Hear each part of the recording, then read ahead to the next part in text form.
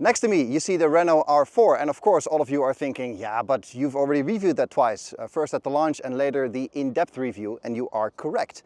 But if you pay attention, this one doesn't have a roof. And that's interesting because Renault is saying there is a lifestyle demand for this vehicle, especially in France, where people want a bit more possibilities and a bit more adventure, so to speak.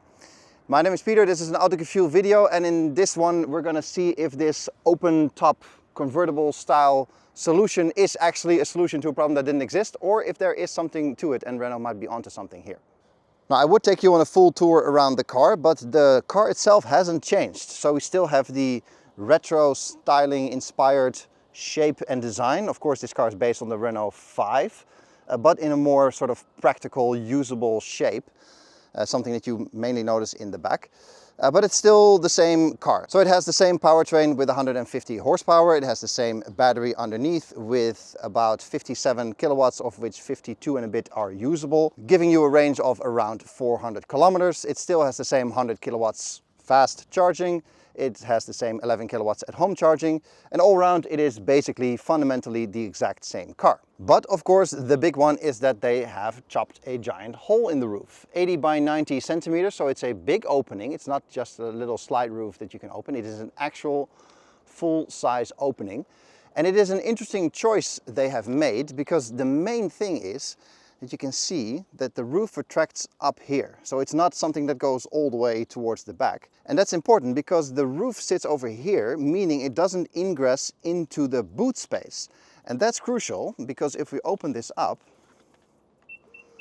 electrically, it is a very nice and usable boot with a bit over 440 liters of space. And you can see there's a hand luggage in there now and a big bag. So, you know, it's not something you take on ski holiday, I assume, but, you know, still very, very usable. And because this mechanism doesn't protrude in or anywhere here for storage, you still have the whole usable boot, which is great. And I think that is a very smart decision by Renault because it gives you the benefits of the open top experience without too many compromises. Now, inevitably, they've had to make some compromises. So the car is 19 kilos heavier. I think that's acceptable because of the mechanism and a few strengthening beams they had to put in. They've lost a little bit of torsion rigidity, but nothing you're really going to notice in this kind of car. They showed us all kinds of graphs on where the car sits and so on. Basically neglectable for a vehicle like this, I'd say. You also lose a tiny bit of range. They say like 4% or something, so also neglectable, I would say, especially considering the influence tires and weather and everything else has on the vehicle and on the range especially. So all round, I think they've pulled it off in terms of adding something to the car without too many downsides. And as a bonus, you get this, real open top experience with almost the wind in your hair and a lot of extra light without too many downsides. So that's good. Now the big one with convertibles obviously is sound and wind noise especially. You can see they have this sort of spoiler up here to catch flies to begin with, but also to redirect the air to fly over the car rather than into the car. So there is a lot more wind noise for sure, but it is not too terrible. For now, the roof only comes in black, but Renault cannot confirm nor deny any color options down the line, which is car manufacturers speak of. We are working on several different options, but they're not quite ready yet. So I'm pretty sure that in the future, in the near future probably, you can expect several color choices so you can sort of personalize the car a little bit more. In terms of money, think 18 to 1900 euros extra on top of the car that you pick. So you have the Iconic and the Techno versions, each with their own trim. And if you want the open roof, it's 18 to 1900 euros extra, depending a little bit on your market. So that's pretty good, and that's a nice option. Obviously, some countries it's more suitable than others. For me personally, in the Netherlands, I don't really think this is an option many people will tick. But if you live in Spain or France or a country with a lot of sunshine, I think this really might work. And then you sit in the car, especially in the back, as you can see, and that's where that convertible experience really comes to life, because you have all this air and space and smell and sounds coming from outside, and that's really, really good. And I think that is the convertible experience that you really want while sitting here in the back. So that's really well done, and I think mission accomplished as far as that goes by Renault for making this convertible experience happen. It's not all good news because back here you lose 40 millimeters of space, so that's quite a bit. And I am touching the roof with my hair and head basically. So with 1.83 meters, if you're taller than me, you're not gonna fit back here.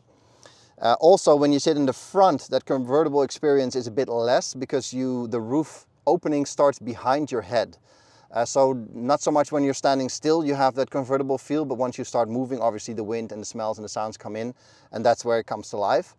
But yeah, especially here in the rear, all this space, all this light, it is actually quite nice. And I think they've nailed it as far as that goes in making this convertible experience happen. So obviously we got to do a little bit of driving in this R4 Plein Sud and talk about if this is a good investment to make with this roof. Well, first of all, we have to address the convertible experience. As you can see, we're currently driving with the roof closed, and driving like this, you probably have to drive them back to back to tell if this is the roof convertible version or not. Road noise and such, they showed us all kinds of graphs yesterday, is impacted, of course, because, you know, it's fabric versus metal, but it's all very marginal. Same thing with the stiffness of the body, obviously with the battery down low and part of the structure of the car, you have a lot more additional stiffness already, but inevitably when you take a piece out of the roof, it's going to be less stiff. But in a car like this, highly doubt if anybody is going to notice. And again, I probably have to drive them back to back to even notice the difference, and then you would only notice any kind of difference if you push this car to all kinds of extremes that you'll never touch if and when you would own this car. Because let's not forget that in the end, this fundamentally is a fun crossover family, small family SUV that you're going to use maybe as a secondary car to transport your kids around town to play dates, swimming, and all those kind of things. And maybe if this is the first vehicle you ever buy, you know, you have a small kid in the back, those kind of things. So by no means this is any kind of performance vehicle. So things like body stiffness and chassis control, not really relevant. What is relevant is that when you're driving 45 kilometers an hour like right now, you can just touch the button here and open the roof. The good part is that you can stop it anywhere you want along the way, but we want to go for the full convertible experience. And you do get an enormous gap of air above you with all the sights, smells, sounds, and everything else that you want from the outside world. And I think as far as that goes, Renault has nailed it, because this is excellent. This is everything you want from your convertible experience.